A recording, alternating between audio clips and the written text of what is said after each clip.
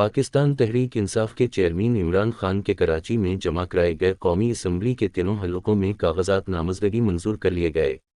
Sindh assembly میں پی T آئی کے پارلیمانی لیڈر خرم شیر زمان کے مطابق حلقہ نیشنل اسمبلی 237، نیشنل اسمبلی 239 اور نیشنل اسمبلی 246 کے ضمنی الیکشنز میں حصہ لینے کے لیے عمران خان کی راہ میں تمام رکاوٹیں ختم ہو گئی ہیں۔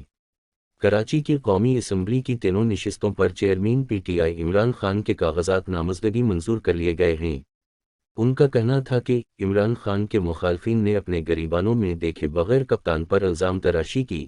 عمران خان کراچی سے ضمنی انتخابات میں مخالفین کی وکٹیں کرائیں گے۔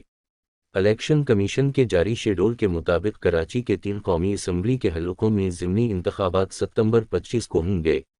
یاد رہے کہ اسپیکر قومی اسمبلی کی جانب سے تحریک انصاف کے 11 ارکان قومی اسمبلی کے استعفے قبول کیے جانے کے بعد یہ نشستیں خالی ہوئی تھیں۔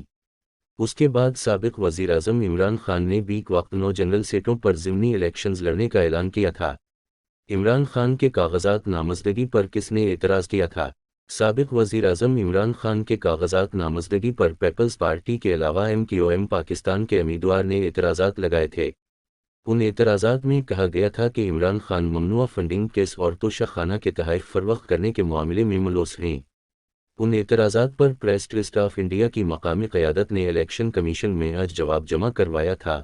الیکشن کمیشن نے تمام اعتراضات اور جوابات کا تفصیلی جائزہ لینے کے بعد عمران خان کے کاغذات منظور کر لیے۔